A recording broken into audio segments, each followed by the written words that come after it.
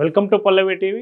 Uttarakhand CM Pushkar Singh Dhami నేతృత్వంలోని ఉత్తరాఖండ్ ప్రభుత్వం ఒక కీలక నిర్ణయం తీసుకుంది. ఆ నిర్ణయం ఏంటంటే రాష్ట్రంలో ఉన్నటువంటి మదర్సా బోర్డును రద్దు చేసింది. ఎందుకు మదర్సా బోర్డును రద్దు చేసి కీలక నిర్ణయం మదర్సా బోర్డు రద్దు చేయడం కీలక నిర్ణయమేనా అంటే అవును. ఎందుకు అవును అంటే మదర్సాల్లో ఏం జరుగుతుందంటే ఇస్లామిక్ స్టడీస్ కోసం ఉద్దేశించబడినవి మదర్సాలు. ఇస్లామిక్ స్టడీస్ కోసం ఉద్దేశించినటువంటి మదర్సాల్లో ఓన్లీ ఇస్లామిక్ స్టడీస్ వల్ల అక్కడ చదువుకుంటున్నటువంటి పిల్లలకు ఉపయోగం ఉండట్లేదు. వాళ్ళు science, maths, technology, professional education ఏం నేర్పట్లేదు కాబట్టి వాళ్ళు బయటకు వచ్చిన తర్వాత వాళ్ళు ఉపాధి పొందలేకపోతున్నారు అనేది ప్రధానమైన first point. So next point ఏంటంటే ఫస్ట్ మ్యాథ్స్ అండ్ సైన్స్ అక్కడ ఉండదు. మ్యాథ్స్ సైన్స్ ఉండదు. నెక్స్ట్ కంప్యూటర్ ఎడ్యుకేషన్ ఉండదు. ఇంగ్లీష్ ఉండదు. టెక్నాలజీ ఉండదు. ప్రొఫెషనల్ వృత్తి విద్యా కోర్సులు ఏం నేర్పరు. వొకేషనల్ అండ్ ప్రొఫెషనల్ కోర్సులు ఏమి ఉండవు.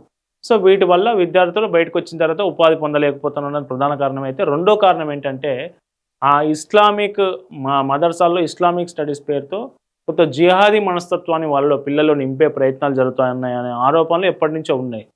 సో వీటికి ఫండింగ్ వీటికి వస్తున్నటువంటి ఫండింగ్లో కూడా మదర్సాల్లో కూడా వచ్చే ఫండింగ్ల మీద కూడా పారదర్శకత ఉండట్లేదు. అవి ఎక్కడి నుంచి వస్తున్నాయి నిధులు? ఒక్కో టీచర్కు 92,000, 1,50,000 అట్లాంటి శాలరీస్ ఉంటాయి అందులో. సో అక్కడ కూడా నిర్బంధ విద్య, పిల్లవాడు స్వేచ్ఛగా చదువుకునే విద్య ఇస్లామిక్ స్టడీస్ కాదు, నిర్బంధ విద్య. వాళ్ళు చెప్పింది నేర్చుకోవడానికి చాలా హింసలు పెడతా ఉంటారు. అట్లా దానికి సంబంధించిన వీడియోలు సోషల్ మీడియాలో పెద్ద ఎత్తున వైరల్ అవుతుంటాయి కదా. సో దీనికి సంబంధించి అక్కడటువంటి ప్రభుత్వ పర్యవేక్షణ ఉండడం ఒకటి, అండ్ అట్లాగే అక్కడికి వచ్చే నిధులు ఏవైతే ఉంటాయో ఫండ్స్, మదర్సాల్లోకి వచ్చే ఫండ్స్ రెగ్యులరేషన్ ఒకటి. సో వీటన్నిటిని కారణాల దృష్ట్యా 2016 మదర్సా బోర్డు యాక్ట్ ఏదైతే ఉందో దాన్ని రద్దు చేస్తూ 2025 మైనారిటీ ఎడ్యుకేషన్ బిల్ తీసుకొచ్చింది పుష్కర్ సింగ్ ధామీ నేతృత్వంలోని ప్రభుత్వం.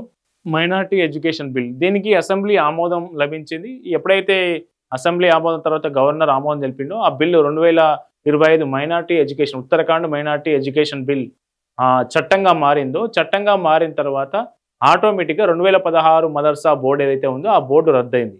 సో ఈ చట్టం ఎప్పటి నుంచి అమల్లోకి వస్తుంది అంటే 2026 జూలై 1 నుంచి, అంటే ఇంకొక నెల రోజుల్లో ఈ చట్టం అమల్లోకి రాబోతా ఉంది. ఇప్పుడు ఏంటంటే ఉత్తరాఖండ్ మైనారిటీ ఎడ్యుకేషన్ అథారిటీ అనే ఒక సంస్థను ఏర్పాటు చేసి ఇందులో సిక్కులు, ముస్లింలు, పార్సీలు, జైనులు, సో అన్ని మైనారిటీ, క్రిస్టియన్లు కూడా, అన్ని మైనారిటీలకు ఒకటే బోర్డు ఉండాలి. అది కామన్ బోర్డు. ఆ బోర్డు కూడా ఎడ్యుకేషన్ బోర్డుకు, ఉత్తరాఖండ్ ప్రభుత్వం ఆధ్వర్యంలో నడుస్తున్న ఎడ్యుకేషన్ బోర్డుకు అనుసంధానమై ఉంటుంది, అనుబంధంగా ఉంటుంది.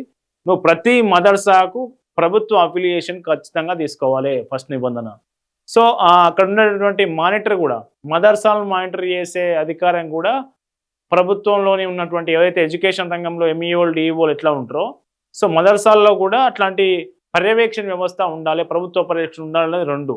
మ్యాథ్స్, ఇంగ్లీషు, సైన్సు ఇవి ఖచ్చితంగా సబ్జెక్టులుగా బోధించాలి పిల్లలకు. 1 to 4 వరకు సిబిఎస్ఈ, మిగతా తర్వాత స్టేట్స్ ఎస్సీఆర్టీ సిలబస్. సో ఆ తర్వాత ఎన్ఈపి 2020 న్యూ ఎడ్యుకేషన్ పాలసీ ఏదైతే ఉందో 2020లో తెచ్చినటువంటి ఎన్డీఏ ప్రభుత్వం తెచ్చినటువంటి ఎడ్యుకేషన్ పాలసీ, ఆ పాలసీ ప్రకారం కరికులం ఉండాలి. సో ఇట్లాంటి మార్పులన్నింటికి శ్రీకారం చుట్టి పుష్కర్ సింగ్ ధామీ నేతృత్వంలోని ప్రభుత్వం, ఉత్తరాఖండ్ ప్రభుత్వం, సో దీనికి సంబంధించి అనేక చోట్ల అనేక రకాలుగా కొంతమంది విమర్శలు చేస్తున్నప్పటికీ, సో మైనార్టీలకు ఎడ్యుకేషన్ అందించడంలో ఇది ఒక విప్లవాత్మక మార్పుగా చాలా రాష్ట్రాల ప్రజలు చూస్తూ ఉన్నారు. విద్యావేత్తలు కూడా ఒక రకంగా దాన్ని పుష్కర్ సింగ్ ధామీ తీసుకున్నటువంటి సంచలన నిర్ణయాన్ని సమర్థిస్తున్నారు. సో మరొక కీలక పాయింట్ ఏంటంటే ఇక్కడ దాదాపు 120 మదర్సాలు పుష్కర్ సింగ్ ధామీ అధికారంలోకి వచ్చిన తర్వాత ఉత్తరాఖండ్లో దాదాపు 120 అనధికారిక మదర్సాలను మూసివేయించడం జరిగింది. సో ఎందుకు అనధికారికంగా అంటే ఉత్తరాఖండ్ ఈ మదర్సాలు ఏవైతే ఉంటాయో మదర్సాలకు జాయిన్ అవుతున్న పిల్లలు ఎవరు? సో మనం చూస్తే మదర్సాల్లో జాయిన్ అవుతున్నటువంటి పిల్లల్లో సో సహజంగా లోకల్ ముస్లిం పిల్లలు ఉండాలి.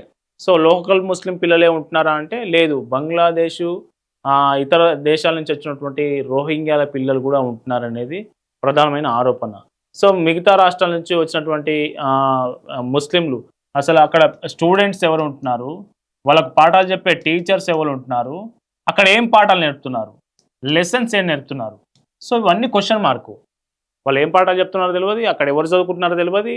సో అక్కడ ఏం కార్యకలాపం మదర్సా పేరుతో ఏం కార్యకలాపాలు జరుగుతున్నాయో కూడా తెలియదు. సో ఇట్లాంటి అన్నిటి అంశాల్లో ఒక మార్పు రావాలి. వీటన్నిటికి ఒక ట్రాన్స్పరెన్సీ ఉండాలి.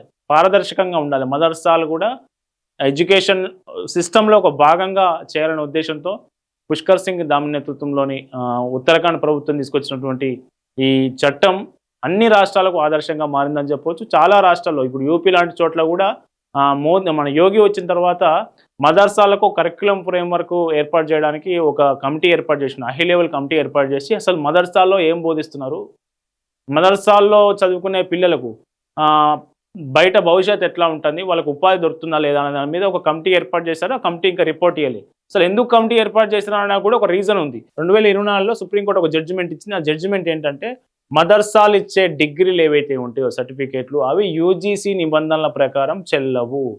సో యూజీసీ నిబంధనల ప్రకారం చెల్లవు అనుకుంటే వాడు ఇచ్చే డిగ్రీకి మదర్సాల్లో వాడు తీసుకున్న డిగ్రీకి మదర్సా సంస్థలు ఇచ్చినటువంటి డిగ్రీలు ఏవైతే ఉంటాయో వాటికి చెల్లుబాటు కానప్పుడు అవి అక్కడ చదువుకునే లాభం వాడు అన్ని సంవత్సరాలు వృధా చేసే లాభం అనేది ఒక క్వశ్చన్. అందుకే మదర్సాల్లో కరిక్యులం ఏముండాలి, స్టేట్ ఎడ్యుకేషన్ విభాగం ఏదైతే నిర్ణయిస్తుందో ఆ కరిక్యులం కూడా వీళ్ళకి ఖచ్చితంగా అందాలనే ఉద్దేశంతో యోగి గవర్నమెంట్ కూడా మదర్సాలకు సంబంధించి అందులో ఉండాల్సిన కరిక్యులం సంబంధించి కూడా ఒక కమిటీ వేసింది. దాని మీద కూడా కొంత సంస్కరణలు జరుగుతూ ఉన్నాయి. ఏది ఉత్తరప్రదేశ్లో కూడా.